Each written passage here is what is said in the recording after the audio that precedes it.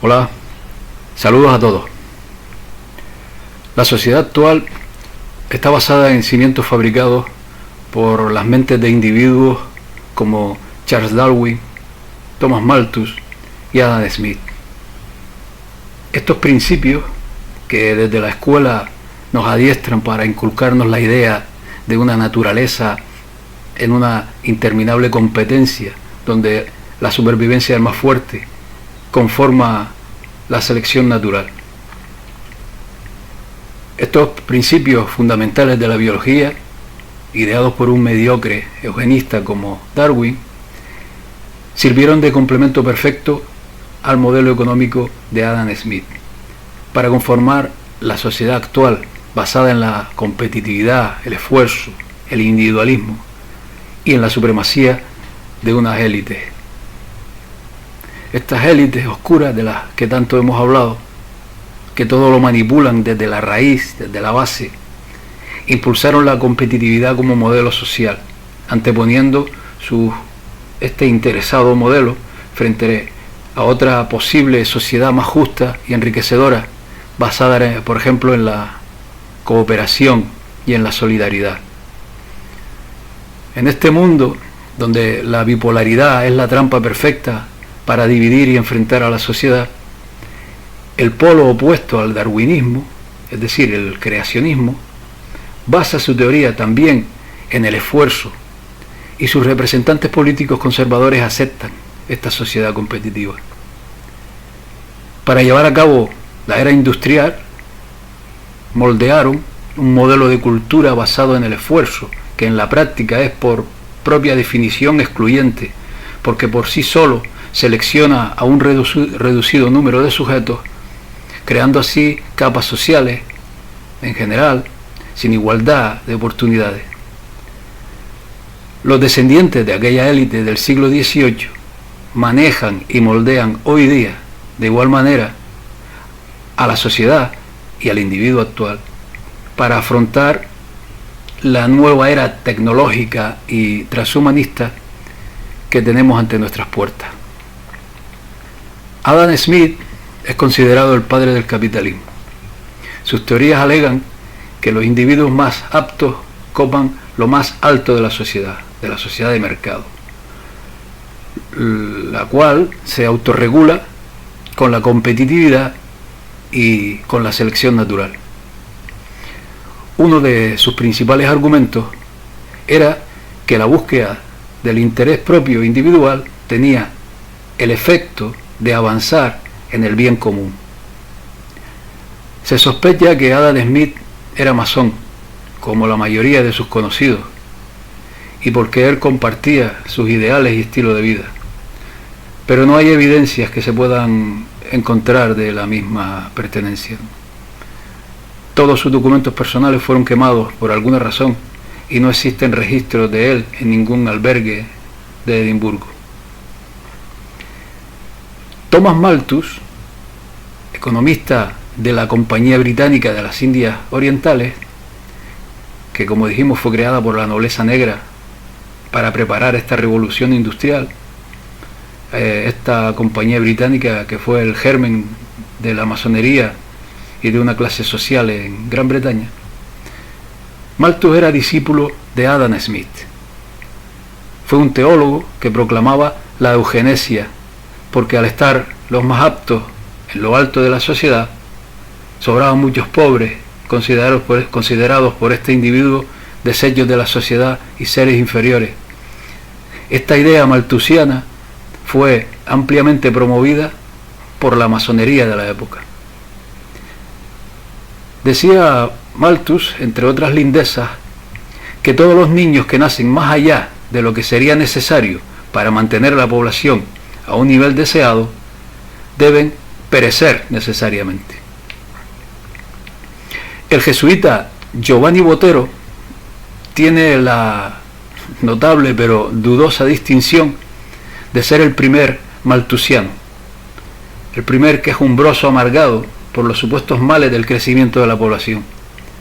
Este jesuita, en su obra titulada De la causa de la grandeza de las ciudades, expuso casi toda la tesis del famoso ensayo de Malthus sobre la población 2 siglos más tarde.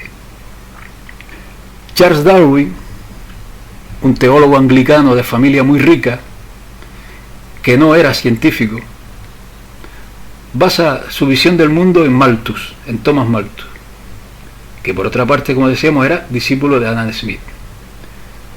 Su teoría de la evolución de las especies viaja en paralelo con la idea económica de Adam Smith, al entender la evolución como una competitividad donde sobreviven los más fuertes y mejor adaptados. Para él, los ricos lo eran por genética, por superioridad, y por tanto eran los más adaptados. Darwin pensaba que los negros eran el intermedio entre el gorila y el hombre, que la mujer era inferior porque tenía intuición y porque imitaba al igual que los indígenas, o que a los pobres y obreros se les debe ejecutar o enviar a la cárcel. Decía, entre otras muchas lindezas, que los ricos por derecho de progenitura pueden, de generación en generación, elegir a las mujeres más hermosas. Un primo de Darwin, Sir Francis Galton, fundó el movimiento genésico. Dalton le atribuye a Darwin su inspiración para el movimiento genésico. Este Galton promovió la idea del sacrificio de los no aptos de la población humana. Otro de los primos hermanos de Darwin, Sir John Lubbock, banquero, biólogo, miembro del Parlamento, extendió las ideas de Darwin al estudio de las instituciones sociales y los bienes de la familia. Lubbock decía que los derechos de propiedad heredables eran la forma más elevada de la evolución social, que la sociedad ha evolucionado gradualmente a través de etapas y que la tasa de evolución en estas etapas fue diferente para cada raza. Hay una conexión entre Darwin y la economía. Por ejemplo, en 1825, Darwin se matriculó en la Universidad de Edimburgo, donde estudió las obras de pensadores como Hume, Gibbon y Adam Smith. Más tarde, Darwin revisó estas obras, viéndolas idóneas para la nueva teoría que estaba desarrollando. Tanto es así que los eruditos de Darwin están en buena medida de acuerdo en que modeló su teoría de la selección natural después de leer a Adam Smith. Y como prueba, veamos estas dos simples descripciones, una de Adam Smith y otra de Darwin. Decía Adam Smith en su obra La riqueza de las naciones, de 1776, que cada individuo se está esforzando continuamente para encontrar el empleo más ventajoso para cualquier capital que pueda comandar. Decía, en general, de hecho, ni pretende promover el interés público, ni sabe cuánto lo está promoviendo. Se propone solo su propio beneficio, y está en esto, como en otros muchos casos, conducido por una mano invisible para promover un fin que no formaba parte de su intención. Por su parte, Charles Darwin, en su obra sobre el origen de las especies, de 1859, afirmaba que se puede decir que la selección natural es cada día y cada hora escudriñando en todo el mundo todas las variaciones, incluso las más leves, rechazando lo que es malo, preservando y sumando todo lo que es bueno, silenciosa e insensiblemente trabajadora, siempre y donde quiera que se presente la oportunidad en la mejora de cada ser orgánico en relación con sus condiciones de vida orgánicas e inorgánicas. Esto decían estos dos sujetos. Según la Enciclopedia de la Masonería Libre, que se editó en 1909, antes de llegar a Derby, en 1788, el doctor Erasmus Darwin había sido un masón se había hecho masón en la famosa logia de Canongate Kilwinning, número 2 de Escocia. Sir Francis Darwin, uno de los hijos del doctor, se hizo masón en Terian Lodge, número 253, en Derby, en 1807. Su hijo Reginald se hizo masón en Terian Lodge en 1804. El nombre de Charles Darwin no aparece en las listas de la logia, pero es muy posible que, tal como su familia, también fuera masón. Thomas Huxley, miembro de la Royal Society y masón, abuelo del escritor y autor de Un Mundo Feliz, Aldous Huxley, fue quien retocaba ciertas inconveniencias de Darwin y las adaptaba a la teoría.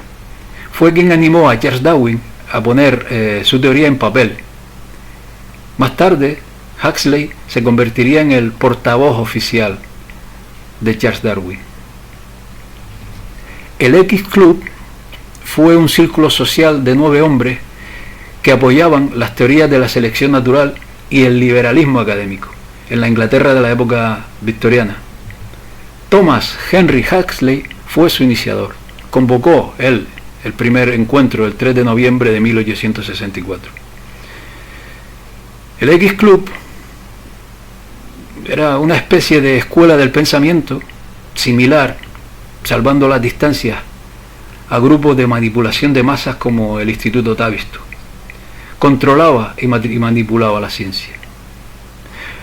Los miembros del club eran George Baske, Edward Frankland, Thomas Archer Hertz, Joseph Dalton Hooker, Thomas Henry Huxley, John Lubbock, que lo mencionamos antes, Herbert Spencer, William Spottiswoode y John Tyndall.